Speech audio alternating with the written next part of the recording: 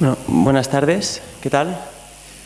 Yo soy Patxi Burillo Nuin, del estudio O Arquitectura, que comparto con Javier Saez Arena e Ignacio Ruiz Lizarraga, que están aquí sentados en segunda fila. En primer lugar, me quería sumar a las palabras de Borja, dando las gracias al Ayuntamiento de Pamplona por la oportunidad que nos brindan de estar hoy aquí, compartiendo, explicando y profundizando en nuestras propuestas e ideas. De la misma manera, creo que es una alegría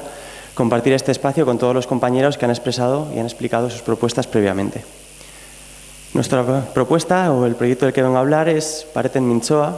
un lema que hemos traducido como el hablar de las paredes o el dialogar de las paredes, una expresión que, como podréis ver a continuación, podemos decir que vehicula totalmente la propuesta de distintas maneras. En esta breve presentación me gustaría hablar de las ideas y los motivos que dieron lugar al proyecto que hemos llevado a cabo y de la manera también en la que este proyecto materializa todas esas ideas, por medio de una historia que podríamos llamar o que podríamos definir como la historia de la pared o la historia de dos paredes. Existen muchas maneras o muchas formas de comenzar un proyecto, como han demostrado todos nuestros compañeros, pero en este caso a nosotros nos parecía que había tres elementos principales que teníamos que tener en cuenta, como son el contexto urbano, la historia de la pelota y la historia de la ciudad de Pamplona. Pensamos en comenzar, como hacemos de manera habitual, por el contexto urbano del lugar. Decía Camilo José Cela, en una frase muy célebre, que del acto de amor entre el ser humano y la tierra surge la casa. Nosotros pensamos que para que pueda existir este acto de amor,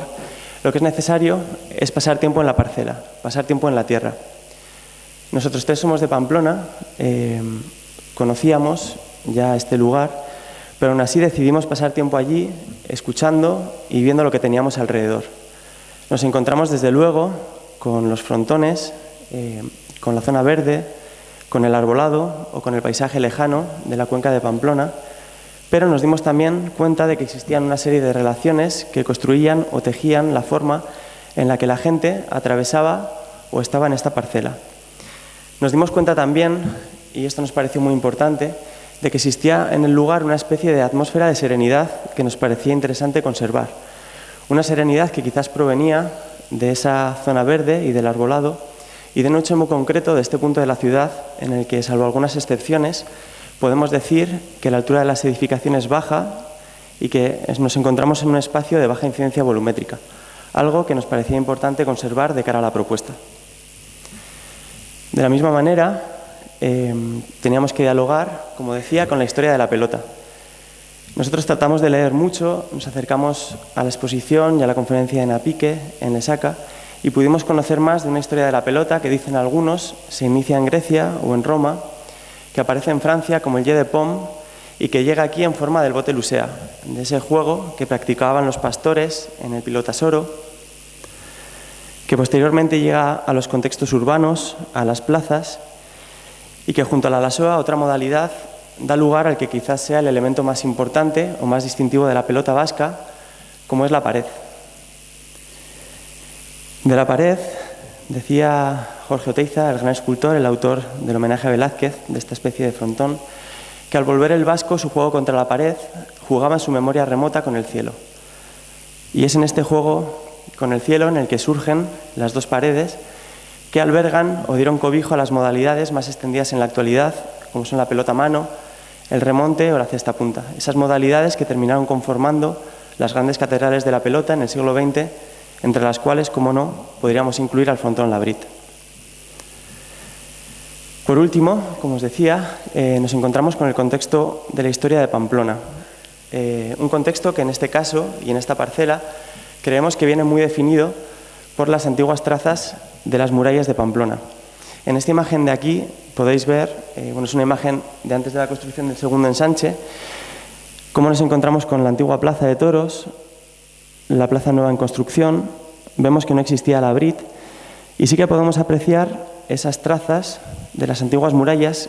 que es cierto que no aparecieron durante las excavaciones arqueológicas realizadas con motivo del Museo de los Sanfermines,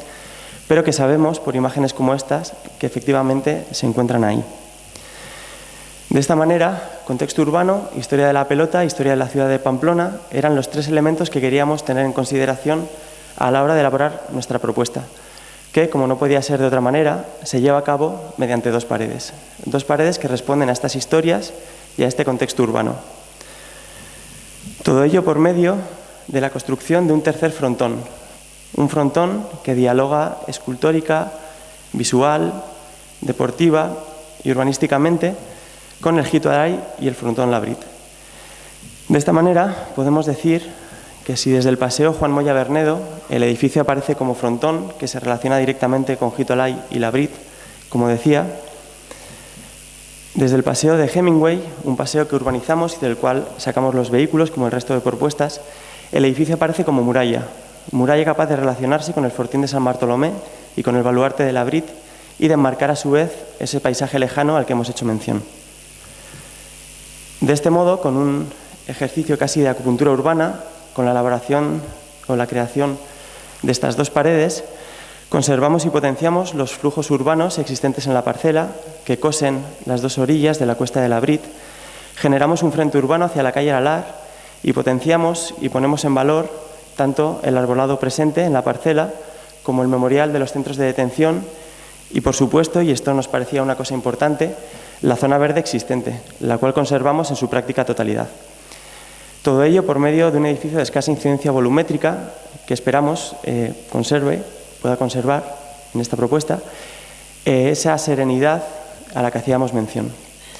De la misma manera, este frontón hace referencia también a la historia de la pelota vasca. Decía Santiago Lesmes que desde su origen